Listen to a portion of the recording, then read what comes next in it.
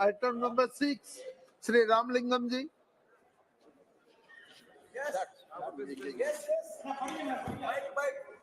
Sir, the state of Tamil Nadu and Andhra Pradesh have itself heavy rainfall in their coastal districts as a deep depression identified over the Bay of Bengal, moving northwest and evolved into a cyclone system. It is expected that winds may touch with the maximum sustained speed of 90 to 110 km. In this context, it is important to highlight that state government in Tamil Nadu has taken adequate necessary steps. In this context, in order to further surplus the efforts taken by the state government, I humbly request the union government to grant sanction to extend the logistics and financial supports in Tamil Nadu in the event of unforeseen disaster management. Please kindly do the needful for necessary allotment from the National Disaster Management Fund. Thank you very much. Thank you. Thank you. Item number 7, Srimati Supriya Sadanand Sule ji. Thank you sir. जिस राज्य से मैं आती हूँ महाराष्ट्र और मेरे निर्वाचन क्षेत्र बारामती, वहाँ किसान बहुत दिक्कत में आए हुए हैं सर। बहुत सारे बारामती के जिले ऐसे हैं जहाँ ओले पड़े हैं और ऐसी जगह है जहाँ बिल्कुल बारिश इस साल हुई नहीं है और वहाँ सूखा पड़ा हुआ है। तो पूरा कॉन्ट्रडिक्शन हो गए। एक जगह बहुत ये पूरा इम्पैक्ट जो क्लाइमेट चेंज का हो रहा है इसके कारण किसान बहुत दिक्कत में आए। भले अंगूर हो, प्याज हो, केला हो, गेहूँ हो, धान हो, कपास हो, कोई भी सब्जी हो या सोयाबीन, कपास, आप यवतमाल जाए तो सोयाबीन या कपास की चिंता है। अगर आप वेस्टर्न महाराष्ट्र में जाए, नासिक में जाए, बुल्ढाना जाए, जलगांव जाए, वहाँ सब प्याज का किसान दिक्कत में आए हैं। बहुत सारी ऐसी जगह है जहाँ ये इम्पैक्ट ज़रूर है बारिश और ओलों के कारण, नहीं तो सूखे के कारण। और दूसरी जगह दूध को भाव नहीं मिल रहा है सर। तो सारे जो किसान हैं महाराष्ट्र में बहुत दिक्कत में है। तो हमारी मांग है कि महाराष्ट्र की सरकार ने लिखा भी है शायद केंद्र सरकार को, लेकिन यहाँ से टीम जल्द से जल्द महाराष्ट्र जाए और महाराष्ट्र को मदद करे और सारे जो महाराष्ट्र की मेहनत करने वाले किसान हैं उन सब का पूरा ऋण माफ हो, उनको कर्ज माफी मिले और उनको पूरा जो नया कर्जा मिले। उसके लिए ये पूरा क्लाइमेट चेंज का मैनेजमेंट करके एक्सपर्टीज करके आगे की किसान कैसा काम करे, इसके भी बड़ा इंटरवेंशन केंद्र सरकार को करना पड़ेगा। क्योंकि महाराष्ट्र के हर किसान जो मेहनत करने वाला है उसको अभी बैंक्स से भी मेहनत पैसे की ज़रूरत है, सरकार ने भी मदद करनी चाहिए और क्लाइमेट चेंज का जो इम्पैक्ट है इसमें हम सब ने मिलने काम करना पड़ेगा। नहीं तो जो किसान भले कोविड में हो या कुछ भी जब दिक्कत आती है तो वो उसके लिए कोई ना लॉकडाउन होता है ना उसके सुख दुख में कोई होता है। तो मेरी केंद्र सरकार से विनती है कि महाराष्ट्र के सारे किसानों का पूरा कर्जा माफ करें। बहुत बहुत धन्यवाद। Item number 8, doctor DNV Senthil Kumar ji. Vanakkam, Chairperson.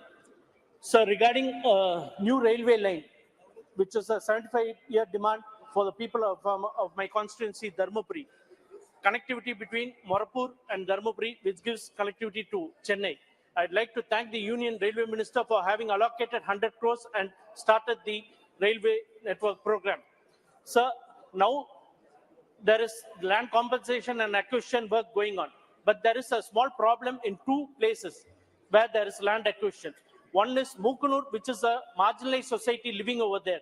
There are around 300 families over there which demand that the houses and the agricultural land will be taken off once the railway project comes to them. So I request through you, Chairperson, sir, to the Railway Minister to have a small diversion of 500 meters and have another line by saving the families and the agricultural land of that marginalized society of Mukunur and also of Reddy Alli, where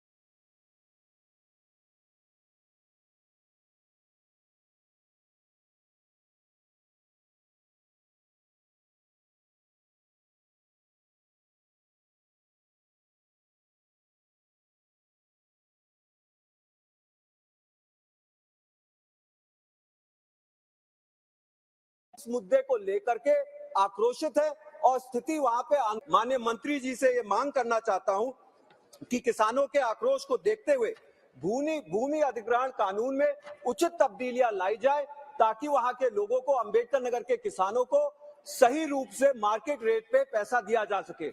इसी के साथ साथ मेरा आपसे निवेदन ये भी है कि औद्योगिक क्षेत्र और लॉजिस्टिकल हब में जो नए उद्योग आएंगे उसमें अंबेडकर नगर के लोगों के लिए, अंबेडकर नगर के युवाओं के लिए 50% नौकरियों में आरक्षण सुनिश्चित किया जाए ताकि उन लोगों, वहां के बेरोजगार नौजवानों को रोजगार मिल सके।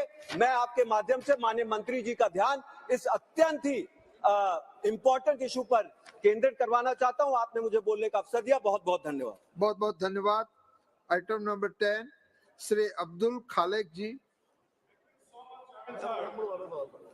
I would like to draw the kind attention of the House. Thank you so much, sir.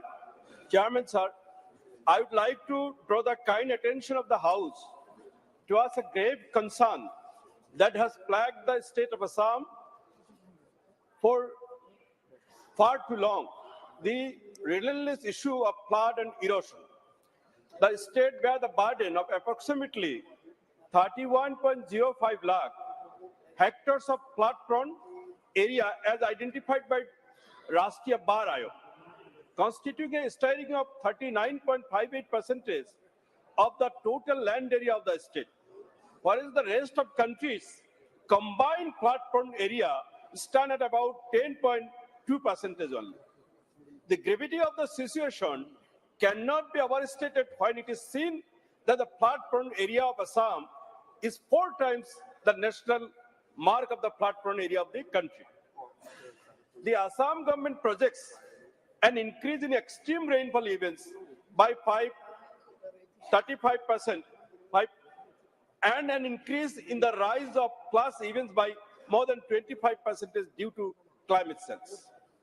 Natural forces cannot be tamed, but communities can be equipped for preempt large-scale disasters. The government is majorly investing in rescue and relief measures during the flood. While these immediate and short-term actions are necessary, there has been no long-term measures in sight of mitigate the issue.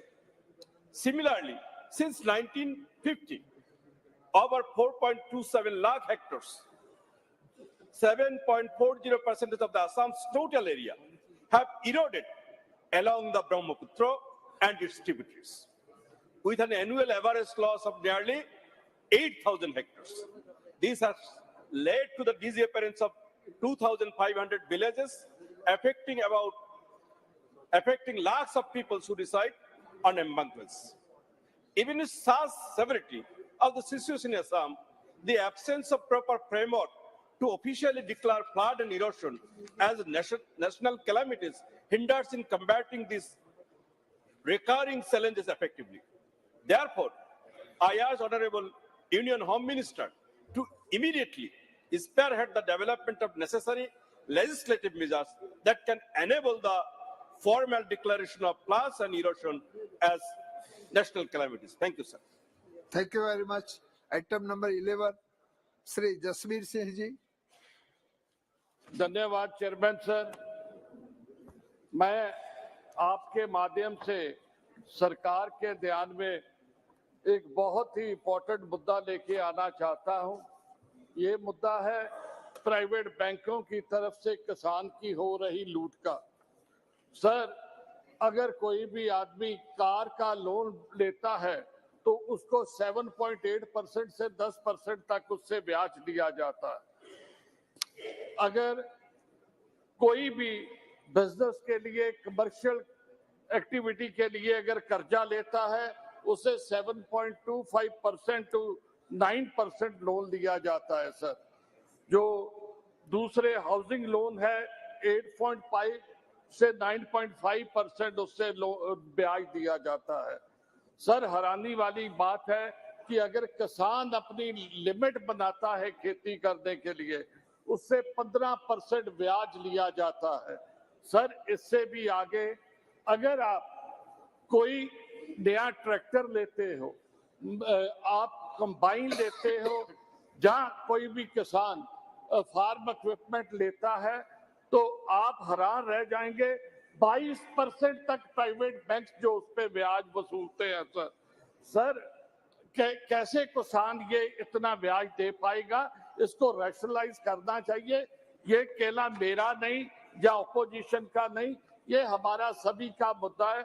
मैं माननीय मंत्री जी से गुजारिश करूंगा कि बैंकों को जो किसान के साथ ये लूट हो रही है इससे रोका जाए।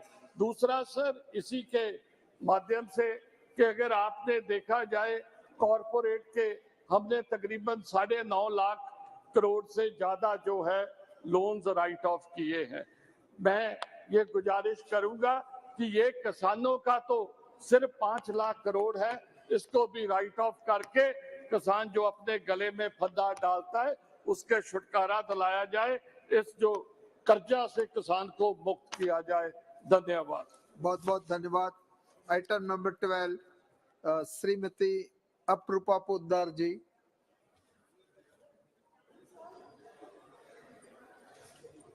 Thank you, sir, for giving me this opportunity, sir. Through you, I would like to draw the attention of this government that towards the vacancies position for the SC, STs and the other backward classes by the Union government. Through the data provided by the Ministry of Railways and Education, it is evident that we are far behind in fulfilling our commitment towards the inclusion and equality towards the society. In the Indian Railways alone, there exist 86,211 vacancies for scheduled caste, scheduled tribe and other backward classes. It is disheartening that 18,600 of these vacancies have been carried over to this previous year. Even the parallel pattern is even witnessed in the central universities where 46% of the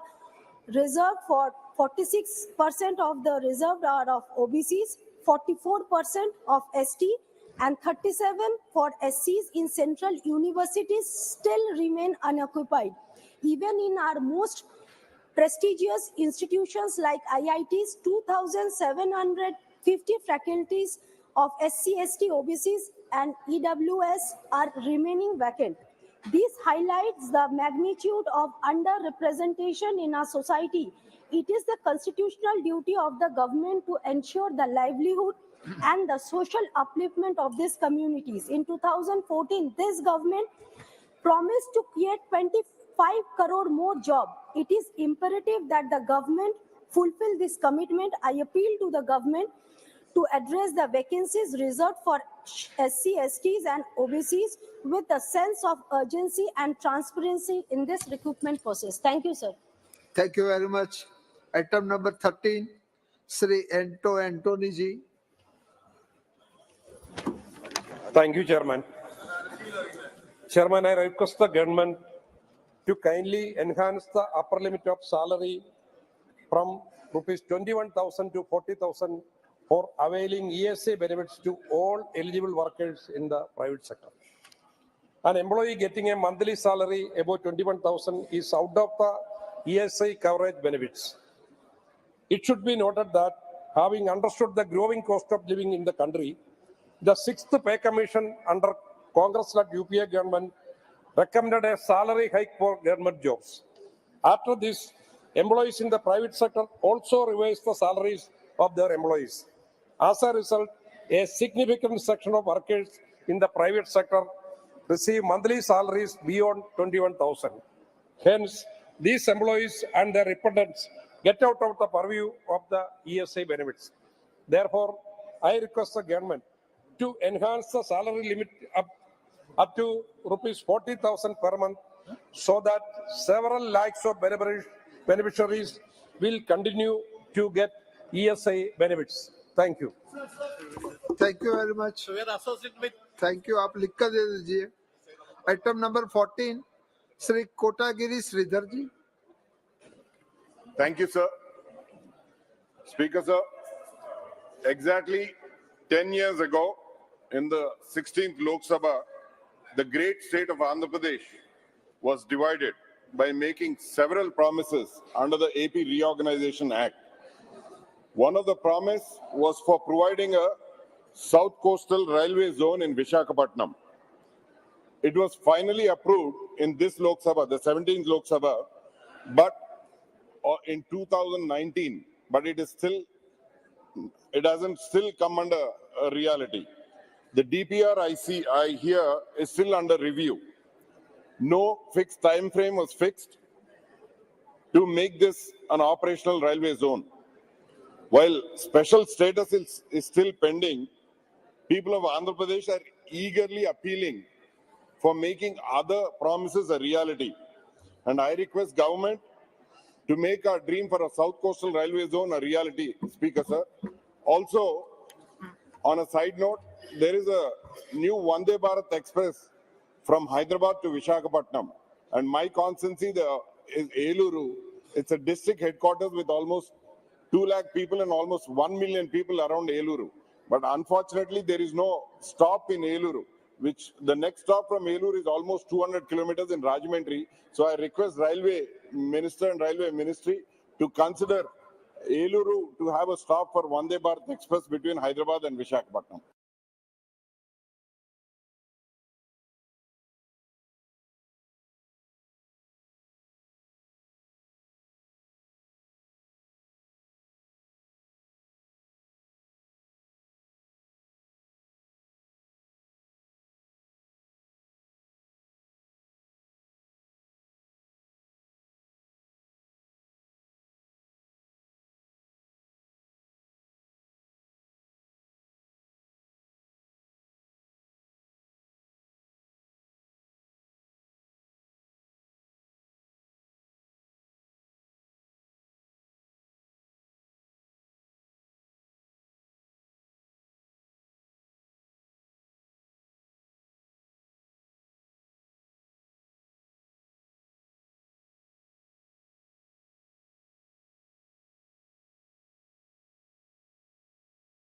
Resources should be exhausted in order to persuade the Qatar government in order to get rid of those ex-Navy personnel from the custody and from this kind of charges, because it is the concern of the nation, it is the concern of those families. So I would suggest the government that they should be proactive and they should strive hard to get rid of those hapless ex-Navy personnel of our country.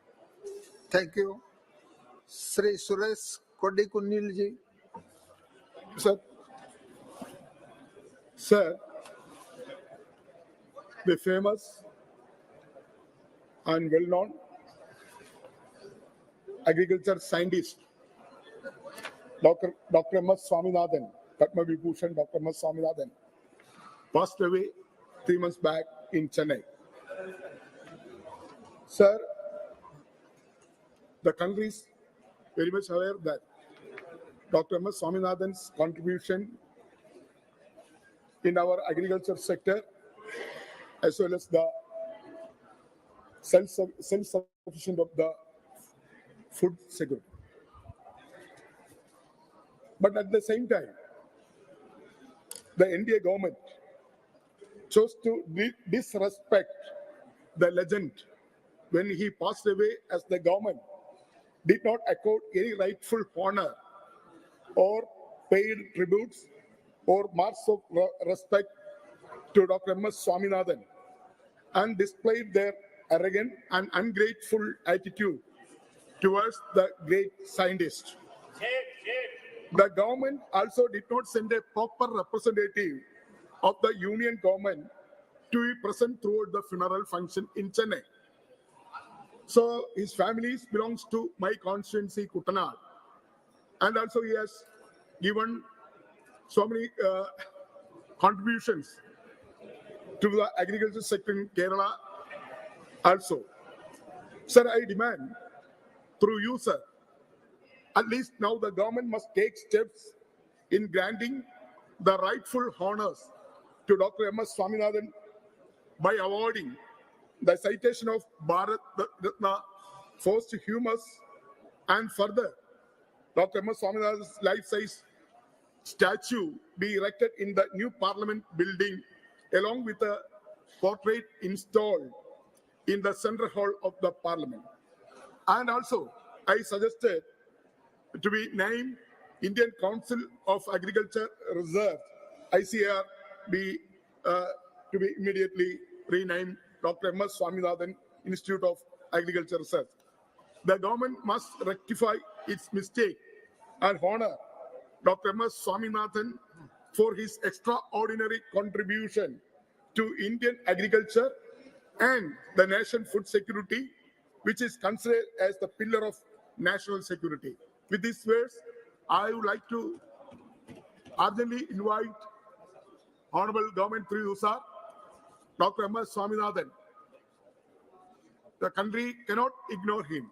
So, Honorable Ministers are here, Cabinet Ministers are here. Honorable Cabinet Ministers are here.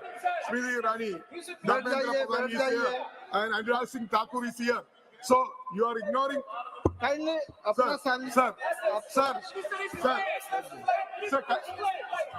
Sir, kindly. My name being called out without substance and without information by the honorable member. No.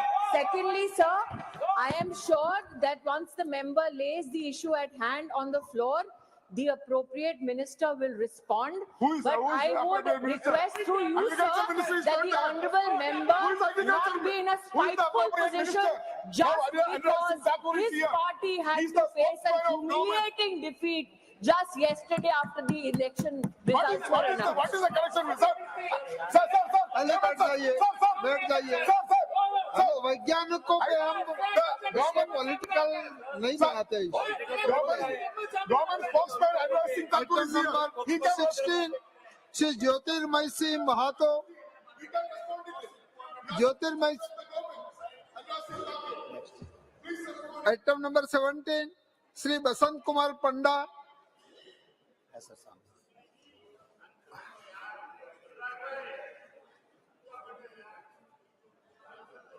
इनका mic कर sir मैं इधर race करना चाहूंगी जो 2019 में 550 साल गुरु नानक देव जी के गुरपुरब पे इस सरकार की तरफ से पंडा जी बोल रहे हैं बसंत कुमार पंडा मैडम आपका नहीं है बसंत कुमार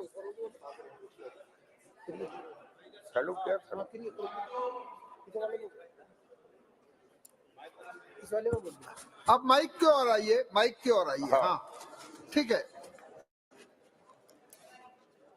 माननीय अध्यक्ष महोदय, मोदी सरकार पिछले 9 वर्षों से हमारे देश के विभिन्न क्षेत्र के कलाकारों को कौशल बढ़ाने के लिए उससे विश्व स्तर पर ले जाने के लिए लगातार प्रयासरत है। इसलिए मैं धन्यवाद देता हूं अपनी सरकार को और भारत सरकार द्वारा विभिन्न राज्यों और देशों में कलाकार प्रतियोगिता कलाकार कला संगमों के द्वारा आयोजित करवाया जाता है। मैं आपका ध्यान उड़ीसा के पश्चिम क्षेत्र के और आकर्षित करना चाहता हूं, जहां ऐतिहासिक, सांस्कृतिक और प्राकृतिक सौंदर्य से भरपूर स्मारक स्थित होने के साथ ही पश्चिम उड़ीसा में भवानीपटना पश्चिम उड़ीसा का केंद्र बिंदु है। कालाहांडी, कोरापुट और नुआपड़ा के कई स्थानों को भारत का दूसरा कश्मीर के नाम से जाना जाता है, जहां विशाल घाटी, पहाड़, बड़े पानी के झरने, डैम, प्राकृतिक संसाधन और प्राकृतिक सौंदर्यीकरण से भरपूर अद्भुत नजारा स्थित है। और ये क्षेत्र आदिवासी कला, गीत, संगीत, नृत्य और उड़ीसा के विभिन्न प्रकार बाजा और का उद्गम स्थल है, जहां हमारे पश्चिम क्षेत्र के प्रतिभापूर्ण कलाकार अपने प्रतिभा को दिखा सकते हैं, जिससे वो वंचित हैं। पश्चिम उड़ीसा में फिल्म, जहां हमारे पश्चिम क्षेत्र के पश्चिम उड़ीसा में फिल्म स्टूडियो न होने के कारण यहाँ के कलाकारों को आगे बढ़ने का मौका नहीं मिल पा रहा है। पश्चिम उड़ीसा हमेशा से उपेक्षा का कारण बना हुआ है और राज्य सरकार स्टेप मदर एटीट्यूड हमारे क्षेत्र के प्रति दिखाते आ रहे हैं। उड़ीसा में सिर्फ एक कलिंगा स्टूडियो जो कि कटक में स्थित है। मेरा आपसे निवेदन है कि उपरोक्त मामलों को गंभीरता से ध्यान में रखते हुए राज्य सरकार को निर्देशित कर पश्चिम उड़ीसा में भवानीपटना के पास अकादमिक फिल्म प्रशिक्षण स्कूल और साथ में राष्ट्रीय फिल्म स्टूडियो स्थापित करने के लिए सभी औपचारिकताओं को पूरा करके भूमि आवंटन हेतु आग्रह किया जाए, ताकि जहां जल्द से जल्द एक फिल्म स्टूडियो की शुरुआत हो सके और हमारे आदिवासी संस्कृति को बढ़ावा मिले। पश्चिम उड़ीसा की बड़ी आबादी आदिवासी बाहुल्य है। यहाँ से आदिवासी युवाओं को राष्ट्रीय मंच पर भाग लेने और पश्चिम क्षेत्र के कलाकारों को विश्व स्तर पर अपनी कला को प्रदर्शित करके मान सम्मान बढ़ाने के लिए क्षेत्र का बढ़ चढ़कर भाग लेने का मौका मिलेगा। इसलिए आपके माध्यम से सरकार से संबंधित मंत्री महोदय से अनुरोध करता हूं कि तुरंत इसके ऊपर कदम उठाया जाए। धन्यवाद। बहुत बहुत धन्यवाद। Shri item number 18 Shri Jugal Kishore Sharma ji. धन्यवाद उपसभापति जी। महोदय, मैं सदन के माध्यम से जल संसाधन मंत्रालय का ध्यान अपने संसदीय क्षेत्र अखनूर, खोड़ और जोड़ियां की तरफ ले जाना चाहता हूं, जहां पर बहुत बड़ा एक दरियाए चिनाब है और दरियाए चिनाब में जब भी बाढ़ आती है तो सारे क्षेत्र की जो कृषि योग्य भूमि है वो बह जाती है और दरियाए बहा कर ले जाता है। लेकिन अब हद तो अब इतनी हो गई है कि जब भी बाढ़ आती है, जब बर्फ पिघलने से जो पानी दरिया का बढ़ता है, अब वो गांव में घुसना शुरू कर गया है। और महोदय, ये जो कृषि योग्य भूमि है ये तो बह गई है, अब गांव जो है वो बहने की कगार पर जो आ गए हैं। और मैं आपको बताना चाहता हूं कि जो गांव अब चिनाब दरिया की लपेट में आ रहे हैं, अगर हमने कोई ठोस कदम उन गांव को बचाने के लिए नहीं किए तो वो गांव के गांव जो है वो बह जाएंगे और लोग जो हैं वो बेघर हो जाएंगे। महोदय, मैं बताना चाहता हूं कि अखनूर, गुर्गी टक्की, संग्रामपुर, मक्याला, चंजवा, देवीपुर, चक सिकंदर, गैर और बकोर और इसके अलावा भी कुछ छोटे गांव भी हैं जो दरिया चिनाब की लपेट में आ गए हैं। मेरा आपसे प्रार्थना है, मेरी आपसे प्रार्थना है कि देखिए, ये पहले बहुत बड़ा एक प्रोजेक्ट बना था, लेकिन अब 55 करोड़ की लागत से वहां पर एक बांध बांधने की योजना बनी है, ताकि बांध बांधने से उन गांव को जो है वो बचाया जाए। ये जो 55 करोड़ का प्रोजेक्ट है बनकर जल संसाधन मंत्रालय में आया है। मेरी आपसे प्रार्थना है कि जल संसाधन मंत्रालय इस प्रोजेक्ट को मंजूरी दे और ये 55 करोड़ की जो राशि है ये रिलीज करे, ताकि वहां पर एक बांध बनाया जाए और बांध की वजह से ये जो गांव हैं इनको बचाया जाए। तो ये बड़ी गंभीर समस्या है अपने सारे उस क्षेत्र के लिए।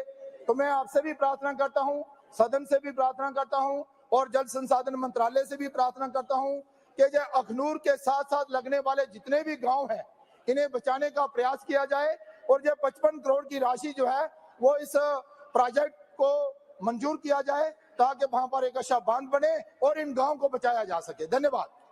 धन्यवाद जी। Item number 19 Mahesh Sahu ji.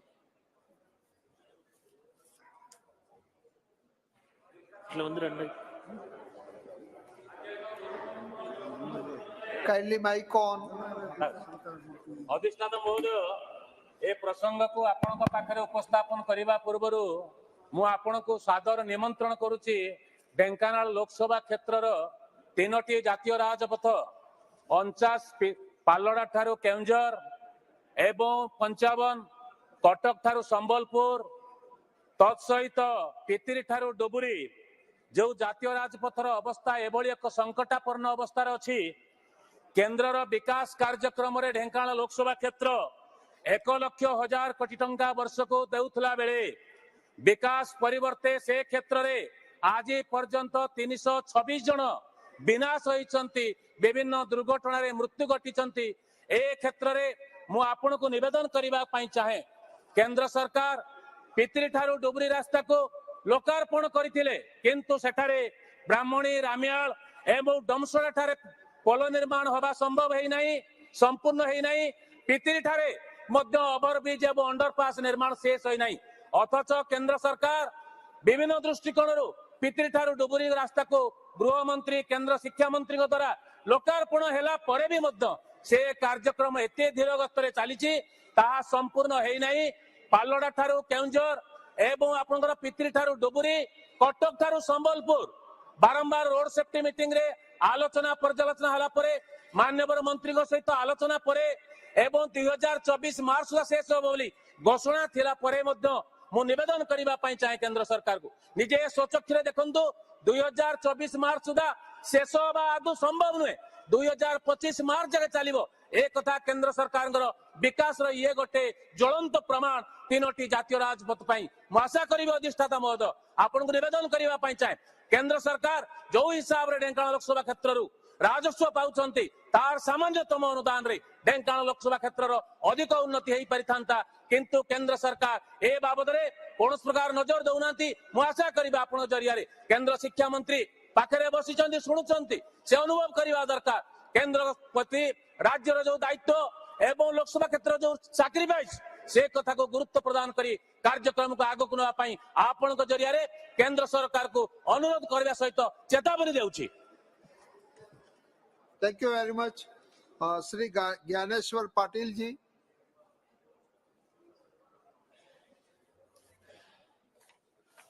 Shri Sudip Bandyopadhyay ji. Sir, I want to raise one important issue related to my state.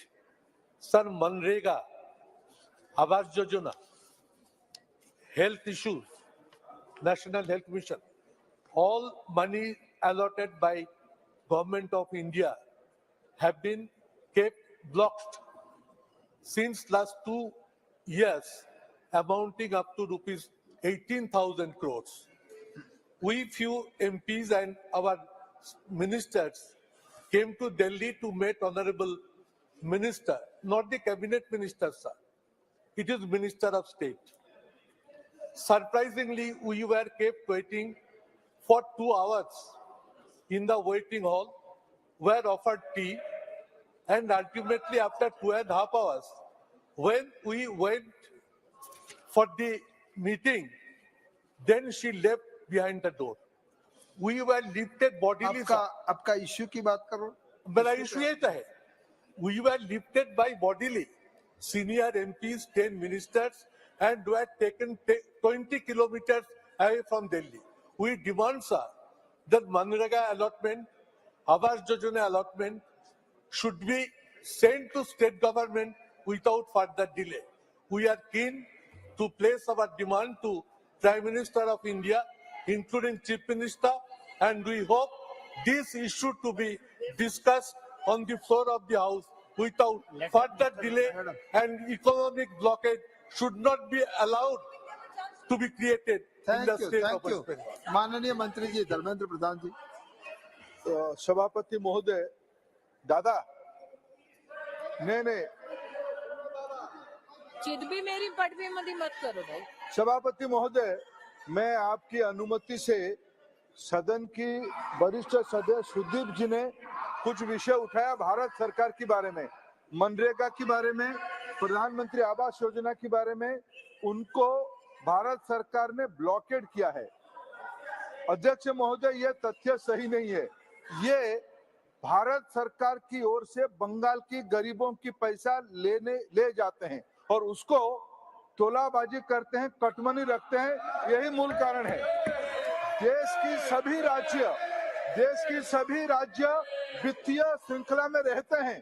Bengal उसके ऊपर खुद को मानता है, बंगाल की सरकार खुद को उसके ऊपर मानता है। सर, मैं on record on the floor of House, I would like to remind and like to mention, in the PM Poshon Yojana, in the midday meal scheme, they have misappropriated 4,000 crore. 4,000 crore.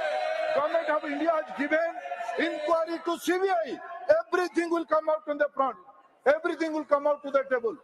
इनकी दिक्कत है, ये गरीबों की पैसा लूट करते हैं, पार्टीबाजी में पैसा खर्चा करते हैं। इनके ऊपर इंक्वायरी होगा। ये सब इनके आधे दर्जन मंत्री जेल में है। सभापति महोदय, इनकी शिक्षा मंत्री जेल में है, इनके आधे दर्जन मंत्री जेल में है। इनको डर लगने लगा है, इनकी लीडरशिप जेल में जाएगा। इसी डर से ये सदन के समय को खराब करते हैं। और श्री हसनैन मसूदी जी, श्री हसनैन मस्कानी,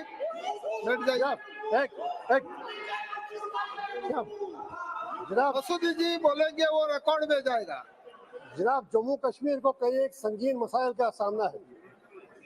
सबसे बड़ा मसला है कि वहाँ कोई लोकशाही नहीं है, अफसरशाही से हम जूझ रहे हैं पिछले 6 साल से।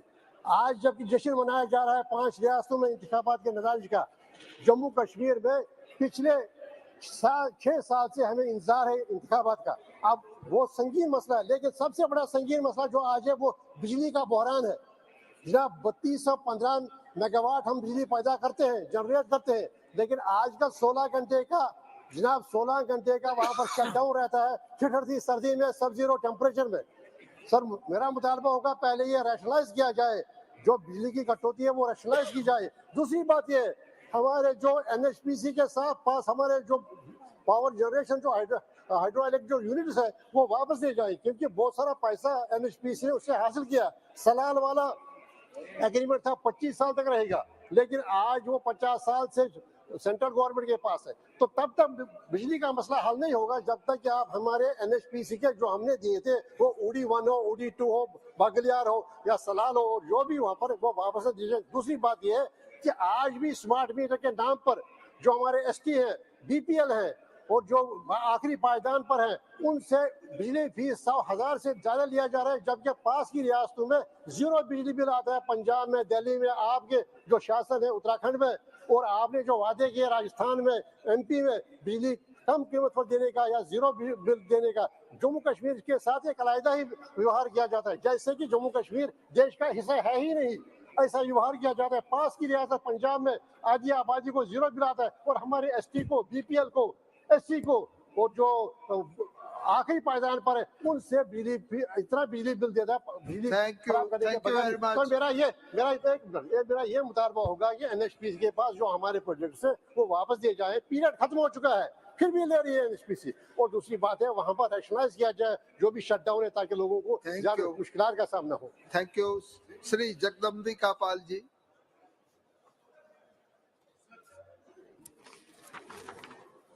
अधिष्ठाता महोदय, मैं बहुत आपका आभारी हूँ कि आपने एक अत्यंत गंभीर चिंता के विषय को इस सदन में मुझे उठाने का अवसर दिया है। ये चिंता केवल हमारे लिए नहीं है, सत्ता पक्ष के लिए नहीं, बल्कि चाहे सत्ता पक्ष हो, प्रतिपक्ष हो, संपूर्ण समाज के लिए।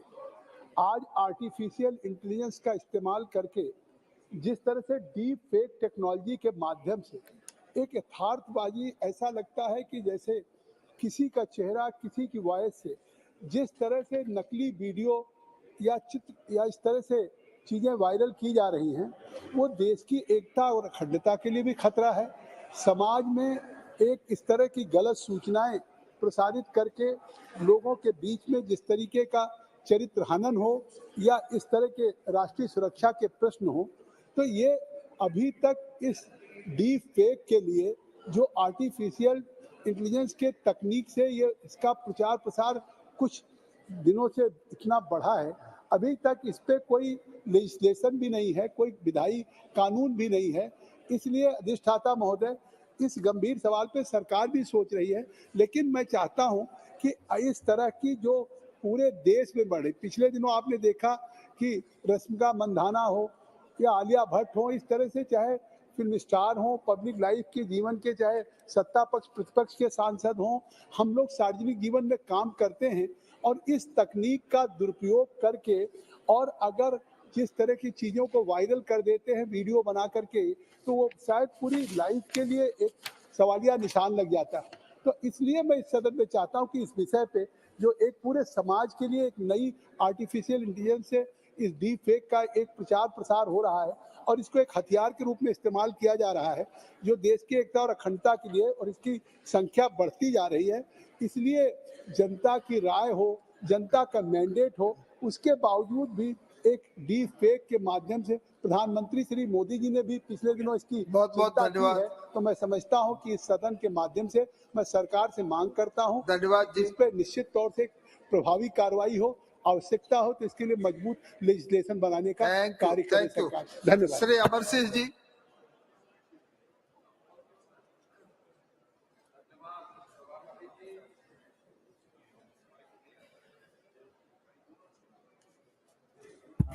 बहुत बहुत धन्यवाद सभापति जी। मैं दो ਇਹੋ ਜਿਹੇ इशू इस हाउस चुकना चाहना जिन्हां ते दोवां ते मैं पहला बोल चुकिया। मैं MP हाँ श्री फतेहगढ़ साहब दा। ਇਹ ਉਹ जगह जिथे औरंगजेब दे राज विच गवर्नर वजीर खान ने साडे 10वें पातशाह दे दोवें साहिबजादियां नूं जिंदा नीहां च चिणता सी। मैं बेनती कीती सी केंद्र सरकार नूं कि ਉਹ फतेहगढ़ साहब नूं इंटरनेशनल टूरिस्ट सर्किट च लिआंदा जावे और उन्होंने वो सारियां फैसिलिटी दित्तियां जाण कि सारी सिख संगत और दूसरे लोग दर्शन कर सकन। दूसरी गल मैं कई बार कह चुकिया, किसानां दी गल देखो, जदों फार्मर एजुटेशन खत्म होया ते केंद्र सरकार ने एक वादा कीता सी कि जिस तरह पैडी और वीट ते MSP मिलती है, असीं सारियां फसलां दे MSP दिवाउण दा प्रबंध करांगे। ਉਹਦੇ ਤੇ ਕੁਝ ਕਾਰਵਾਈ ਨਹੀਂ ਹੋਈ ਆ। ਪੰਜਾਬ ਵਿੱਚ ਗੰਨਾ ਫਾਰਮਰਸ ਨੂੰ ਹੁਣੇ ਕੁੱਟਿਆ ਜਾ ਰਿਹਾ ਸੀ ਸੜਕਾਂ ਤੇ। ਮੇਰਾ ਕਹਿਣ ਦਾ ਮਤਲਬ ਹੈ ਕਿਸਾਨ ਅੰਨਦਾਤਾ ਇਸ ਮੁਲਕ ਦਾ, ਉਹਨੂੰ ਸਾਨੂੰ ਜਿਹੜੇ ਵਾਅਦੇ ਕੀਤੇ ਆ ਪੂਰੇ ਕਰਨੇ ਚਾਹੀਦੇ ਆ। ਇਹ ਦੋਵਾਂ ਬੇਨਤੀਆਂ ਤੇ ਇਹਨਾਂ ਨੂੰ ਪ੍ਰਵਾਨ ਕੀਤਾ ਜਾਵੇ। Shri NK Premachandran ji. Thank you very much. Sir. Thank you very much, Mr. Chairman, sir, for affording me this opportunity to raise a very serious matter of urgent concern as far as my state, Kerala, is concerned. Sir, this is a matter in respect of the coastal zone management plan to be provided by the state governments. Sir, it is well known that the government of India, by the notification in the year 2019, the coastal zone management plan is one of the essential pre-requirements so as to implement the amendment to the Coastal Regulation Zone 2019 notification. So the coastal area people are, especially the fishermen community in my state, is finding it very difficult to construct the houses, and even for their livelihood purposes, they are finding it very difficult to continue their life in the coastal area because of this Coastal Zone Regulation Management Plan. It is quite unfortunate to note that the state government has not completed the process of preparing the Coastal Zone Management Plan. Even the people's representatives have not been taken into confidence in preparing the Coastal Zone Management Plan. In my constituency, the most of the coastal area villages are more than that of the urbanized panchayat that has not been taken into consideration in the draft plan preparation. So the draft plan is prepared without considering the developments in the coastal panchayats. The coastal panchayats in my constituency in particular and the state of Kerala in total are developed than the municipalities and corporations which comes under the urban zone. Sir, hence it is highly necessary to prepare a plan considering the development in coastal panchayats. It is highly necessary to publish the CRS notification considering the aforesaid facts so as to protect the coastal population in Kerala, particularly Kollam, my Lok Sabha constituency. So I urge upon the government of India If the 2019 notification of the coastal regulation has to be made effective, the coastal zone management plan has to be issued by the state government. So I urge upon the government of India to intervene in this matter so as to get the benefits to the coastal fishermen and the people living in the coastal area by giving a direction from the government of India to implement the notification by preparing the coastal management plan. Thank you very much, sir. Shri रंग अप्पा बरने जी। माननीय अध्यक्ष महोदय, मेरे चुनाव क्षेत्र में पुणे से लोनावाड़ा तक लोकल ट्रेन चलती है, जबकि कोविड के बाद दोपहर के समय का 11:30 से 2:30 बजे के समय लोकल ट्रेन बंद की, जबकि सभी उसी समय सभी मालगाड़ियां उस रूट पे चलती है। जब मैं रेलवे मिनिस्टर को मिला था, उसने बताया कि मेंटेनेंस के टाइम दोपहर के टाइम लोकल ट्रेन नहीं चलाएगी, जबकि मालगाड़ी चलती है तो लोकल ट्रेन क्यों नहीं चलती? दोपहर के टाइम स्कूल जाने वाले बच्चे, कई सारी कर्मचारी, महिलाएं, किसान भी दूध बेचने पुणे तक जाते हैं, तो उनका भी 2-2.5 घंटे रेलवे स्टेशन पर वेट करना पड़ता है। मैं कई बार रेलवे मिनिस्टर को मिला हूँ इस बारे में, जबकि रेलवे बोर्ड ने, रेलवे मंत्रालय ने पूना से लोनावाड़ा तक तीसरा और चौथा ट्रैक को मंजूरी दी है। 3-4 साल हुए, सुरेश प्रभु जी मिनिस्टर थे तब मंजूरी दिए, आज तक कोई कार्रवाई नहीं की। महाराष्ट्र के मुख्यमंत्री एकनाथ जी शिंदे ने मीटिंग लगा के उन्होंने ये वादा भी किया है कि महाराष्ट्र गवर्नमेंट रेलवे बोर्ड के तरफ उसमें सहायता करेगी। मैं आपके द्वारा ये मांग करता हूँ कि पुणे से लोनावाड़ा जाने वाली लोकल ट्रेन दोपहर के समय, खासकर 11:30 से 2:30 के समय तक चलाने की मांग करता हूँ। श्री राजेंद्र अग्रवाल जी। आदरणीय सभापति जी, केंद्र सरकार की योजना RDSS के अंतर्गत विद्युत व्यवस्था के सुदृढ़ीकरण और विस्तार की दृष्टि से कार्य मेरठ जनपद के अंदर मेरे संसदीय क्षेत्र के अंदर चल रहा है, लेकिन जिस कंपनी को इसका काम दिया गया है उसकी गति इतनी धीमी है कि काम लगभग हो ही नहीं रहा है। विद्युत समिति का अध्यक्ष होने के नाते 2 बैठकों में मैंने इस बात की चर्चा की, अन्य सब जनप्रतिनिधियों ने भी इस विषय में चिंता व्यक्त की, परंतु किसी भी प्रकार की उसके काम के अंदर गति नहीं आई है। लिखित रूप में जो एसीज हैं, सुपरिटेंडेंट इंजीनियर्स हैं, उनके द्वारा लिखने पर भी कोई इसमें गति उसकी बढ़ी नहीं है। अभी तक केवल माननीय सभापति जी 6% काम हुआ है, यानी जो दिसंबर तक पूरा हो जाना चाहिए था, अभी तक उसकी ये गति है। मेरा ये अनुरोध ये है, मैं उस कंपनी का नाम नहीं यहाँ पर सदन में लेना चाहता हूँ, परंतु उसकी कार्य पद्धति की समीक्षा की जाए और उसके संबंध में जो भी उचित कार्रवाई हो वो सरकार करे, माननीय मंत्री जी करें, ताकि जो अपेक्षित काम है RDSS के अंदर वो अंतर्गत। बहुत धन्यवाद, बहुत धन्यवाद। श्री निशिकांत दुबे जी।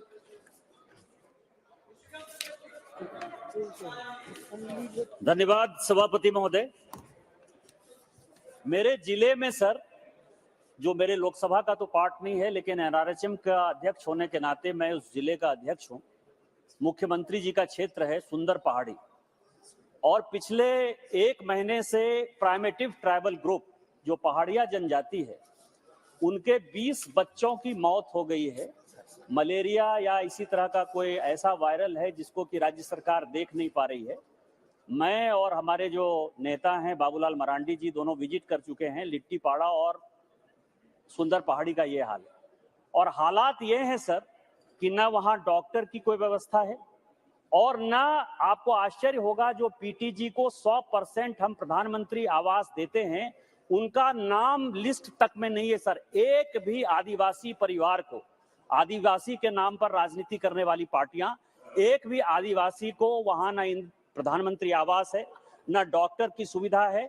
और रोड का ये हालत है सर कि हम लोग जो है, मेरा ये हाथ छिल गया है सर कि मैं खुद ही मोटरसाइकिल से गिर गया, मोटरसाइकिल से भी मैं वहां चढ़ नहीं पाया सर। मेरा आपके माध्यम से भारत सरकार से आग्रह है कि इस तरह आदिवासियों के खिलाफ माहौल बनाने वाला, आदिवासियों के खिलाफ नहीं काम करने वाला और बांग्लादेशी घुसपैठियों को बढ़ाने वाला मेरे इलाके में जो सरकार है उसको बर्खास्त किया जाए। यहाँ से केंद्रीय टीम को भेजा जाए और बच्चे जो मर रहे हैं प्राइमेटिव ट्राइबल ग्रुप पहाड़िया के, उनकी जान बचाएगी। Thank you very much. सभा की कार्यवाही 2 बजे तक के लिए स्थगित की जाती है।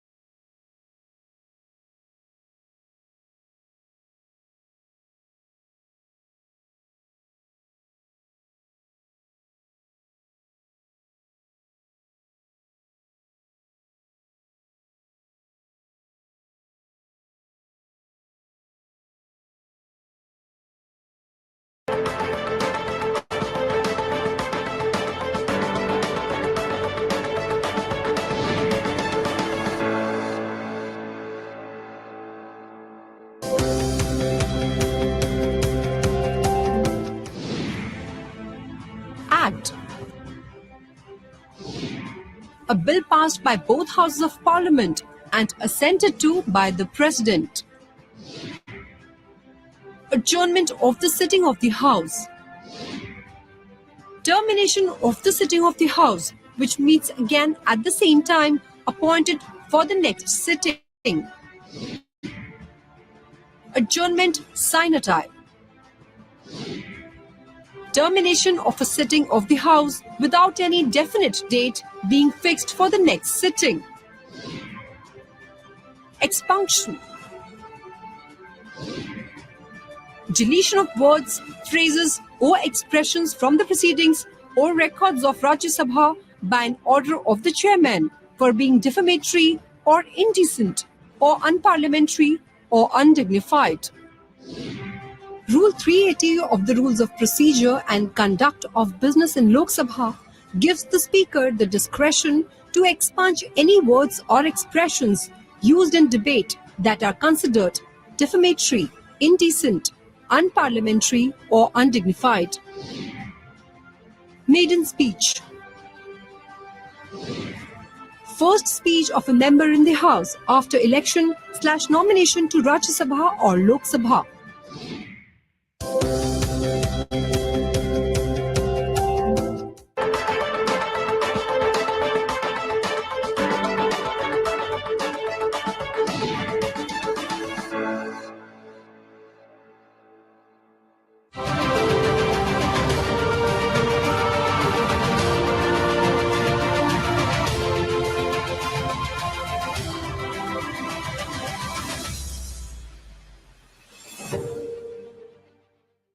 Hello and a very warm welcome, viewers. You're watching this special presentation of Sunset TV with your host, Kriti Mishra. India's criminal justice system is set for a complete overhaul. The government has introduced 3 key bills to replace colonial-era courts with the objective of speeding up trials by laying down specific timelines, boosting rates of conviction by improving the quality of evidence, and providing relief and protection to victims. So what are the key provisions in the bill? What are the major recommendations of the Parliamentary Committee on Home Affairs? Well, we've packed everything for you in this edition, so come along.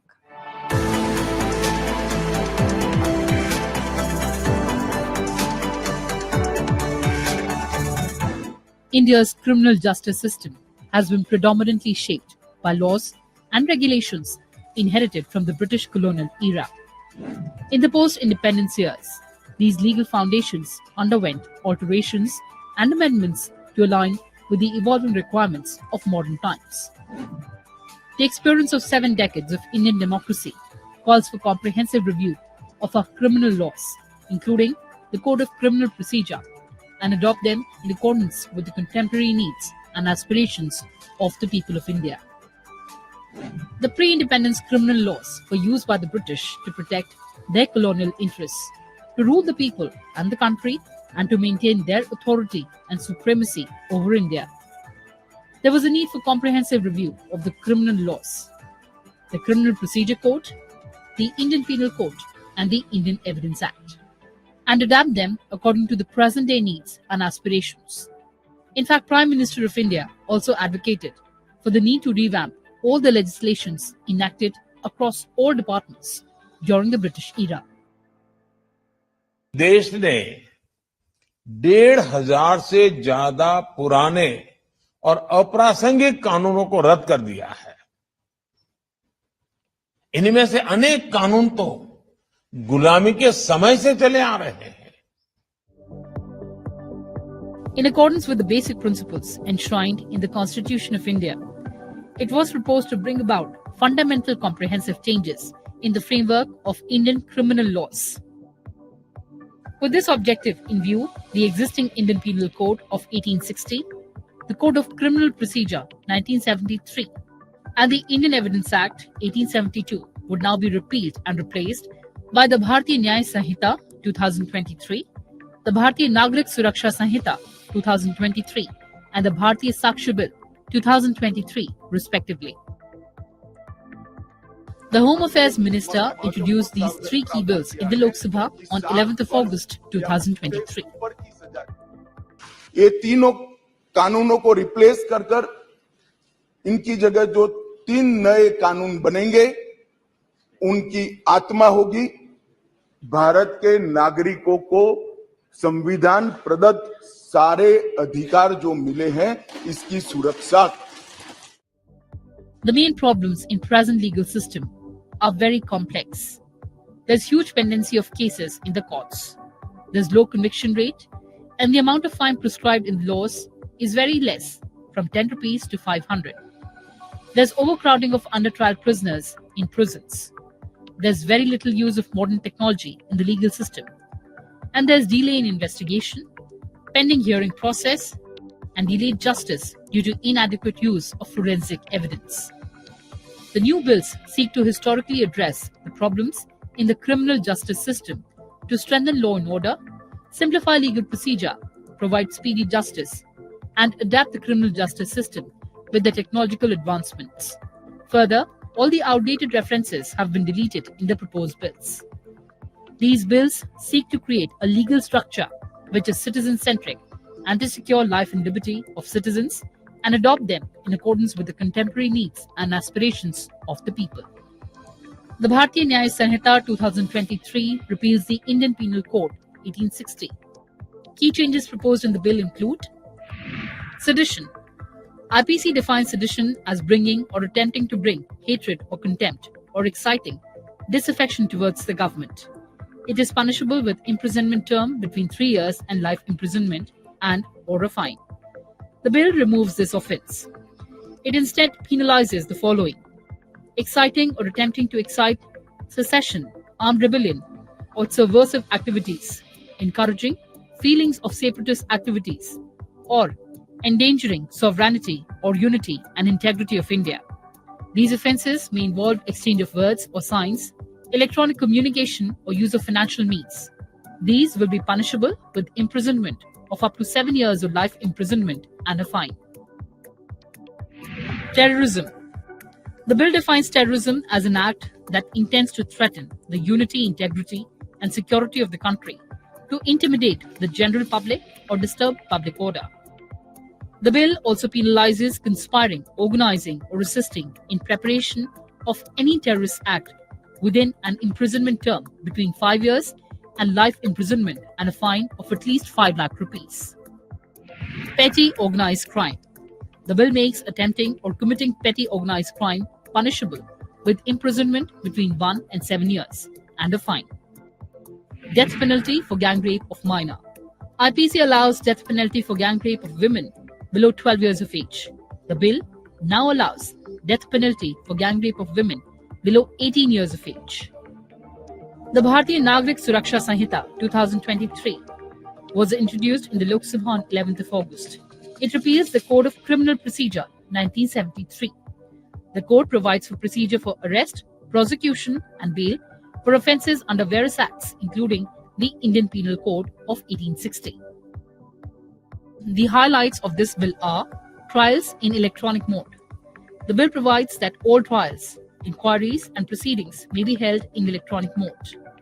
It also provides for the production of electronic communication devices likely to contain digital evidence for investigation, inquiry or trial. Electronic communication includes communication through devices such as mobiles, computers or telephone. Forensic investigation. The bill mandates forensic investigation for offences punishable with at least 7 years of imprisonment. Timelines for procedures. The bill prescribes timelines for various procedures. For instance, it requires medical practitioners who examine rape victims to submit their reports to the investigating officer within 7 days. Trial in absence of offender. The bill provides for conduct of trial and pronouncement of judgment in the absence of a proclaimed offender. This shall be done when such a person has absconded to evade trial and there is no immediate prospect of arresting him. The Bharatiya Sakshi Bill 2023 was introduced in the Lok Sabha on 11th of August. It repeals the Indian Evidence Act of 1872. The Act provides rules for the admissibility of evidence in legal proceedings. The highlights of Bharatiya Sakshi Bill are admissibility of electronic or digital records as evidence. The bill provides that electronic or digital records will have the same legal effect as paper records. It expands electronic records to include information stored in semiconductor memory or any communication devices like smartphones or laptops. Oral evidence. Under the Act, oral evidence includes statements made before courts by witness in relation to fact under inquiry. The bill adds any information given electronically to be considered as oral evidence. Secondary evidence. The bill expands secondary evidence to include oral and written admissions and the testimony of a person who has examined the document and is skilled in the examination of documents. दस्तावेजों की परिभाषा का विस्तार कर electronic या digital record, email, server longs, computer, smartphone, laptop, SMS, website, locational साक्ष्य, device पर उपलब्ध मेल और मैसेजेस, ये सभी को कानूनी वैधता देता है, जिससे अदालतों के अंदर जो कागजों के ढेर लगते हैं, अंबार लगते हैं, वो समाप्त हो जाते हैं। अब हमने सर्च और जब्ती में वीडियोग्राफी को कंपलसरी करा है, जो अब वीडियोग्राफी केस का हिस्सा होगी। पुलिस द्वारा ऐसी रिकॉर्डिंग के बिना कोई भी चालान, चार्जशीट रखा जाएगा, वो वैध नहीं होगा। हमारा दोष सिद्धि का प्रमाण बहुत कम है। आजादी के 75 साल के बाद भी हम दोष सिद्ध नहीं कर पाते हैं। मान्यवर, इसीलिए फोरेंसिक साइंस को हमने बहुत बढ़ावा देने का काम किया। The need to reform and rationalize the Code of Criminal Procedure, as also the need to undertake a comprehensive review of the criminal justice system of India, has been expressed from several quarters from time to time. The Law Commission of India, in its various reports, has recommended several amendments in the criminal laws of the country. Rajya Sabha Chairman Jagdeep Dhankar referred these 3 bills to the department-related Parliamentary Standing Committee on Home Affairs on 18th August 2023 for submitting its report within 3 months. The committee, during its deliberations, held a total of 12 meetings spanning more than 45 hours. 19 domain experts were called before the committee to present their views on the bills. The experts invited to participate in the deliberations included senior advocates practicing in the Supreme Court and various high courts, renowned university professors, retired judges, Chairman of Law Commission of India, retired Director General of Police, and besides, the representations received from private individuals and organizations and members of Parliament and ex-members of Parliament were also examined by the committee. Widened the scope of definition of gender by including transgenders. For the first time, community service has been introduced as a punishment in Sanhita for petty offences. The committee appreciates the government for introducing death penalty as a punishment for the offence of gang rape on a woman below 18 years of age, which was not provided in the IPC. The committee has recommended the government to seek the opinion of Attorney General and Solicitor General of the country with regard to clause 1012, which is apparently about mob lynching.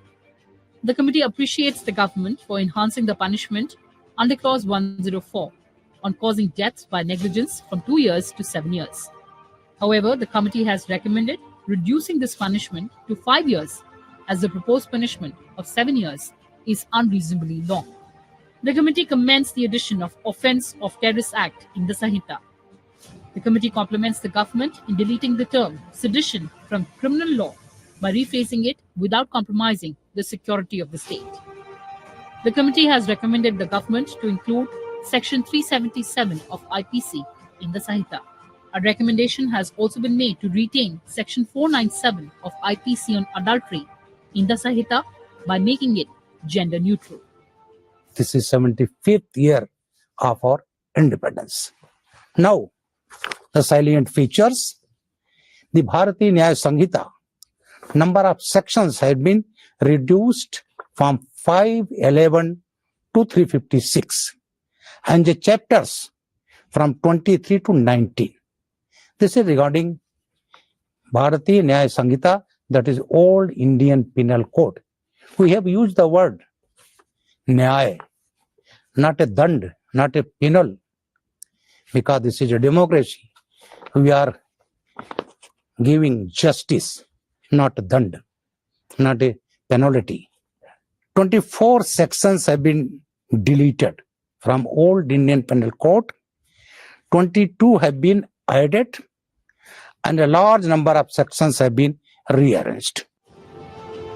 The existing laws stemming from the colonial era no longer represented the present-day dynamics and aspirations of Indian society. The existing laws have often been criticized for being outdated and not in tune with the present-day needs.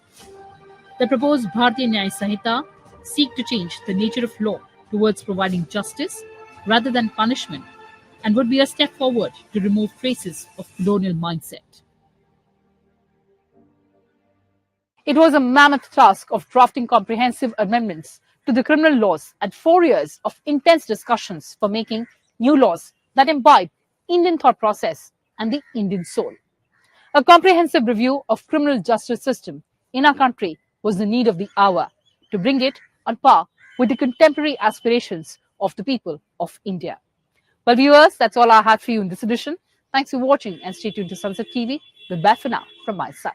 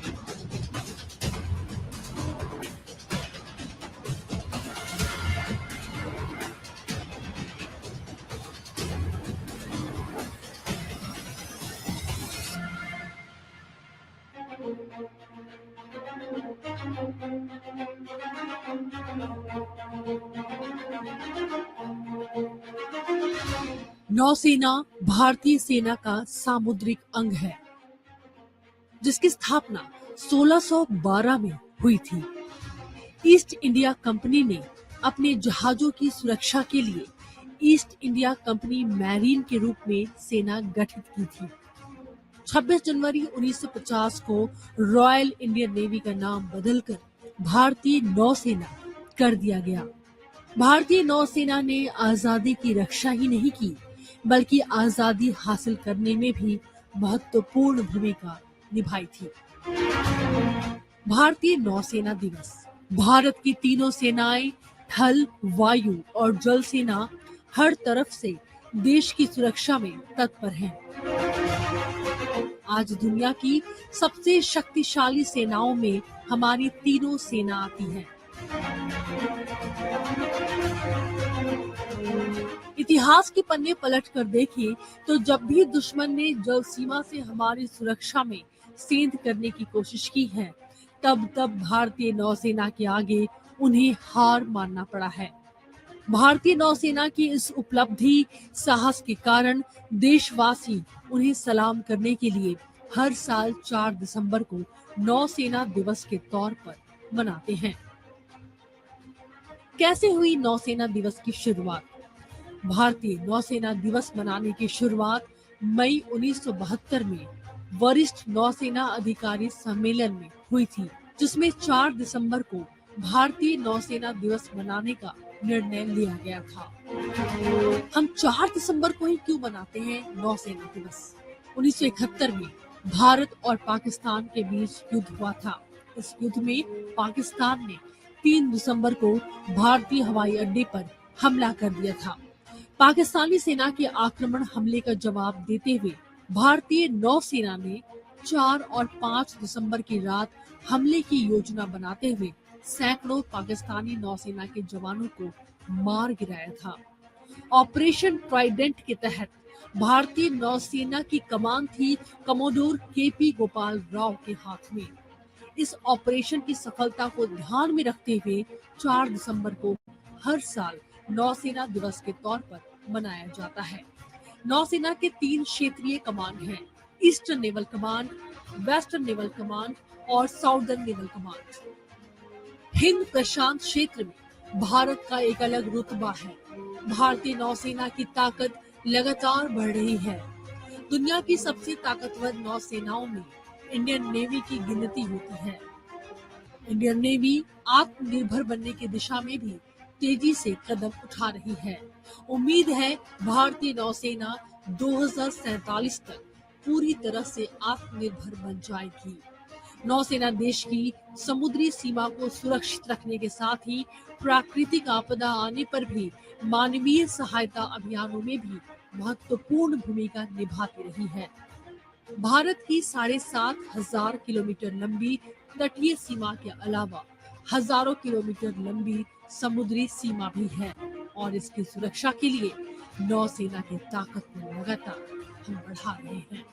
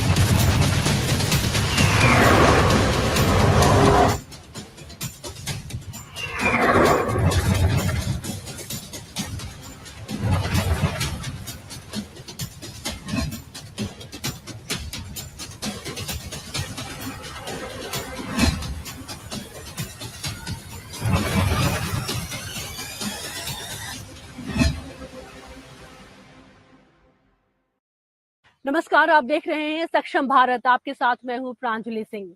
हमारी नौसेना लगातार मजबूत हो रही है, ताकतवर हो रही है। हमारी गिनती दुनिया भर की नौसेनाओं में होती है। हम सबसे आगे निकल रहे हैं।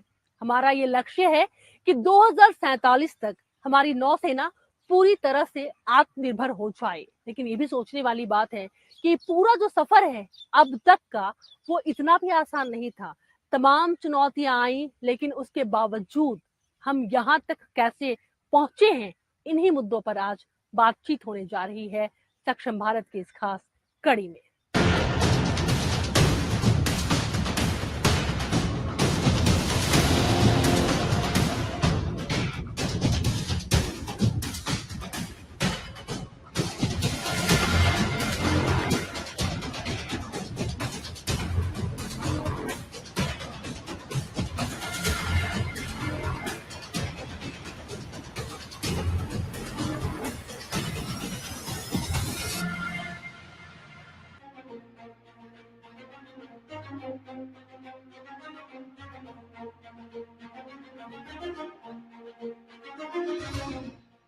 यूं तो देश की रक्षा में तैनात हमारी तीनों सेनाएं मजबूत हैं, आत्मनिर्भरता की ओर तेजी से बढ़ रही हैं, लेकिन बात अगर भारतीय नौसेना की करें तो इनकी चुनौतियां थोड़ी अलग हैं। लेकिन भारतीय नौसेना इनसे निपटने में सक्षम है।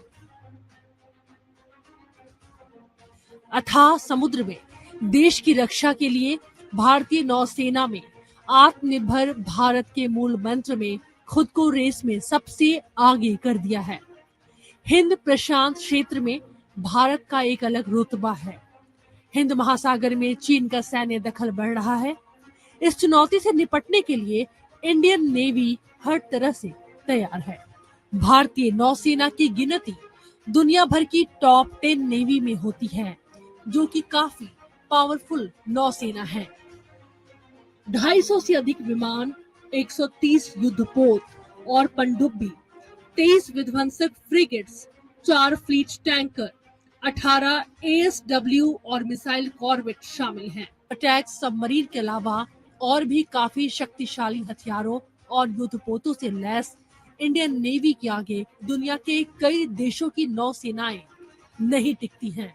नौसेना देश की समुद्री सीमा को सुरक्षित रखने के साथ ही प्राकृतिक आपदा आने पर मानवीय सहायता अभियानों में महत्वपूर्ण भूमिका निभाती है। भारत तीनों ओर से समुद्र से घिरा हुआ है। भारत की कुल तटीय सीमा 7,516 किलोमीटर है। इस लिहाज से इंडियन नेवी की जिम्मेदारी और भी बढ़ जाती है। आंतरिक सुरक्षा और समुद्री व्यापार से